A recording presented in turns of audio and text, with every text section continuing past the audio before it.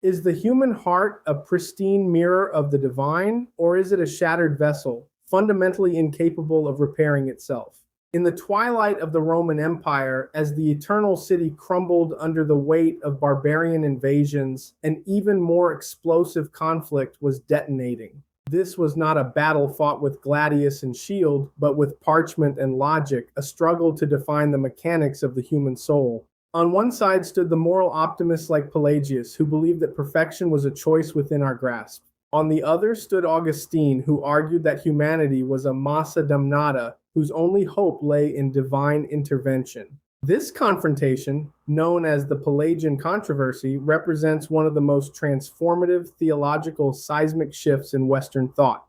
This dispute served as the primary crucible in which the Western understanding of the human person was forged for the next 16 centuries. While often relegated to dusty shelves, the controversy was a profound inquiry into the fundamental mechanics of human identity and moral capacity. At its core, the debate forced the church to articulate a stance on the tension between human freedom and divine intervention. In the West, the intellectual climate favored practical considerations over the abstract speculations prevalent in the Greek East. The resolution of this conflict established the psychological and moral framework of Western civilization, influencing everything from judicial systems to modern sociology. To grasp the magnitude of this controversy, one must look beyond the historical dates and into the fundamental questions that haunted the late antique mind. These questions continue to resonate in contemporary discourse regarding human responsibility and biological determinism. The controversy grappled with the most elementary question available to self-reflective thought. What does it mean to be human? This investigation delved into whether goodness or evil is an inherent quality of the human soul or a byproduct of external choices. If humanity is fundamentally good, the presence of pervasive evil requires a complex explanation. Conversely, if humanity is inherently flawed, the possibility of virtue becomes a mechanical mystery. Central to this anthropological study was the concept of the impulse to sin. The disputants sought to determine if human beings are burdened by an uncontrollable internal drive toward moral failure, or if sinlessness is a genuine achievable possibility. The debate focused on the actual state and condition of human nature, asking whether the human person requires a fundamental internal change or merely better guidance. The starting point for this investigation was a counterfactual analysis of the Garden of Eden. What would the trajectory of human history have looked like had the primordial ancestors resisted temptation? It explored whether the human will operates as an autonomous engine or if it is a secondary instrument moved by a primary divine cause. The Pelagian Controversy also extended its reach into the most intimate aspects of human life, particularly the theological understanding of the body and sexuality. The prosperity of personal religion has often been more closely tied to correct views on these anthropological points than even to the complex doctrines of the Trinity. The controversy was treated not as a sideshow, but as the central battleground for the salvation of souls. The Pelagian controversy was not merely a clash of abstract ideas, but a confrontation between some of the most formidable intellectual titans of late antiquity. These men were deeply steeped in the sophisticated Roman literary and philosophical traditions of their era, striving to synthesize that classical heritage into a robust Christian framework. Standing as the primary architect of the anti-Pelagian position, Augustine of Hippo exerted an influence so massive that more of his texts have survived to the modern era. His involvement was driven by a visceral rejection of any theological system that suggested human beings could bypass the necessity of a savior. Augustine's vision was rooted in a dramatic interpretation of the fall of Adam. He posited that Adam's original state was one of true freedom. However, through an act of pride, the attempt to set oneself up as an autonomous deity, Adam fell into disobedience, fundamentally fracturing human nature itself. The human will become enslaved to its own desires, losing the capacity to choose the ultimate good. A persistent clouding of the mind prevented humans from clearly perceiving divine truth. A loss of control over physical impulses, manifesting particularly as uncontrollable lust. the transmission of original sin, ensuring every human is born in a state of spiritual alienation and physical mortality. For Augustine, salvation could only be understood as a radical regeneration, a total transformation of one's nature initiated solely by God. Opposing Augustine was Pelagius, a British monk renowned for his ascetic rigor and intellectual depth.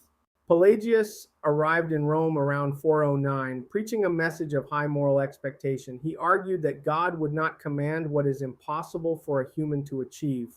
Pelagius' system was built on the premise that every soul is a fresh, good creation by God, unburdened by any inherited corruption. Jerome, a formidable scholar who contested Pelagius' views, is most famous for translating the Bible into the Latin Vulgate. John Cassian helped establish Western monasticism. He occupied a middle ground, attempting to balance Augustine's emphasis on grace with the practical necessity of human effort. Caelestius was known for using rigorous logic to defend Pelagian principles, while Julian of Eclanum became a passionate defender of the dignity of human nature. Augustine led the charge by writing extensive refutations, which prompted the Council of Carthage in 418 to examine the Pelagian claims. Ultimately, Pelagianism was officially condemned at the Council of Ephesus in 431. It took another century to formulate a unified stance on how divine grace and human will interact. The heart of the Pelagian dispute centered on a cluster of interconnected theological themes that dictated the relationship between the creator and the creature. These debates were not merely about abstract principles, but concerned the actual state and condition of every human being. While historians have identified dozens of points of contention, the conflict essentially boiled down to the mechanics of human failure and the nature of divine assistance. The most foundational fracture occurred over the concept of original sin, the question of whether the moral failure of the first humans left a permanent scar on all humanity. Pelagius and his followers championed the idea that human nature remains inherently intact. They argued that every soul is a direct, pristine creation of God, and therefore enters the world as a good entity. In this framework, Adam's sin was a personal failure with no biological or spiritual transmission. Humanity does not inherit a disease of sin. Rather, people sin because they follow a bad example. Augustine countered with a starkly different portrait of the human condition. He posited that Adam's fall was a catastrophic event that corrupted all of human nature as such. He argued that every individual was present and participating in that primordial act. Consequently, humans are born with hereditary guilt and a clouding of the mind. For the Pelagians, grace was essentially a form of divine enlightenment or instruction. They believed God provides the power to choose, but the actual will and execution of a good deed are the sole responsibility of the individual. Augustine insisted that such external aids were insufficient for a nature that was fundamentally broken. He defined grace as an internal transformative initiative where God does not merely show the way, but actively changes the person's heart. A surprisingly practical battleground emerged regarding infant baptism. Augustine utilized the existing tradition of baptizing babies for the remission of sins as a logical hammer. He argued that if infants had no inherited sin, there would be no reason to baptize them for its forgiveness. The Pelagians were forced to argue that baptism was merely a ceremony of admission into the community rather than a necessary cleansing of inherited guilt. At its deepest level, the controversy was an open clash between two irreconcilable worldviews that continue to reassert themselves throughout history: rational morality and heart transformation. The Pelagian position was essentially naturalistic. It prioritized human responsibility and the logical consistency of a God who only commands what is possible. If a human must do something, they can do it. Otherwise, divine judgment would be unjust. This perspective appealed to the rational mind that seeks a clear, ethical, cause and effect relationship in the universe. In contrast, Augustine's position was fueled by the profoundest convictions of his own religious experience.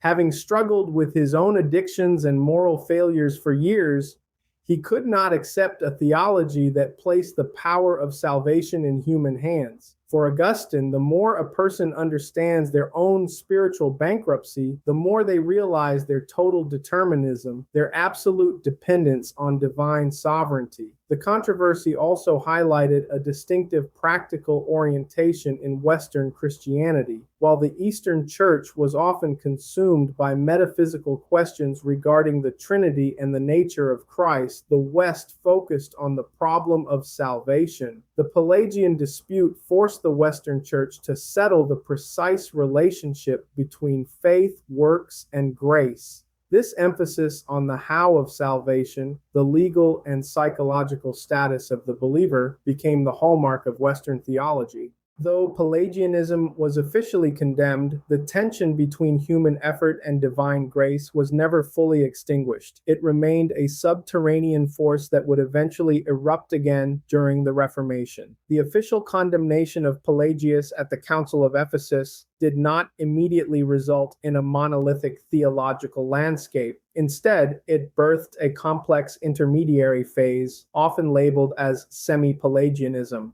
The primary resistance to the full Augustinian framework emerged from the monastic communities of southern Gaul, led by figures like John Cassian.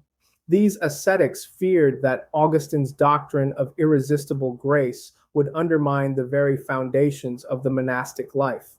The semi-Pelagian thinkers proposed a more collaborative model. They argued that while humanity is certainly weakened by Adam's fall, the human will is not entirely dead. They suggested that the beginning of faith, initium fidei, originates within the human spirit, which then calls out for divine help. It was a partnership where the human provided the spark and God provided the fuel. The intellectual stalemate lasted for a century until the Second Council of Orange. This gathering sought to finalize the Western Church's stance. The council officially decreed that even the desire for cleansing and the beginning of faith are themselves gifts of grace. This established the prevenient nature of grace, the idea that God's favor always goes before any human action. The council notably refrained from endorsing Augustine's view that some are destined for destruction, focusing instead on the universal necessity of grace for all who seek salvation. The Pelagian controversy was far more than a localized dispute among ancient bishops. It was the foundational event that established the psychological and theological framework of Western civilization. By wrestling with the mechanics of the human soul, the early church crafted a definition of the human person that would dominate the intellectual horizon for over a millennium. Augustine's victory ensured that the Western world would view human nature through the lens of original sin and spiritual dependency. This framework influenced not only theology, but also the development of Western law, which often mirrors the Augustinian tension between inherent human flaw and the need for external corrective structures. The recognition of human bondage to sin fostered a culture of introspection and self-scrutiny that became a hallmark of Western literature and philosophy. While the controversy was settled in a legal sense, the underlying questions remain some of the most vital. The tension has simply migrated into different vocabularies. The Pelagian controversy remains relevant because it addresses the actual state and condition of human existence. It forces a confrontation with the limits of our own power. In the end, the dispute over Pelagianism was an attempt to map the coordinates of the human heart, leaving a legacy that continues to define how we understand our failures. The dust of the 5th century has long since settled, yet the ghost of this controversy haunts every choice we make. Do you view your journey toward goodness as a staircase you climb through sheer force of will, or as a rescue operation conducted by a power beyond yourself? To understand which side of this ancient line you stand on is to discover the fundamental architecture of your own soul. The struggle did not end with the fall of Rome, it merely moved to new battlegrounds. Join us next week as we leap forward to examine the old side versus new side controversy. We will explore how the same tensions between structured religious order and the fire of individual experience nearly tore the American Presbyterian Church asunder. If you value deep dive explorations into the intellectual currents that shape the world, ensure you are part of our growing community. Subscribe to Theology today and click the notification bell. Join us as we bridge the gap between the ancient mind and the modern world, one doctrine at a time.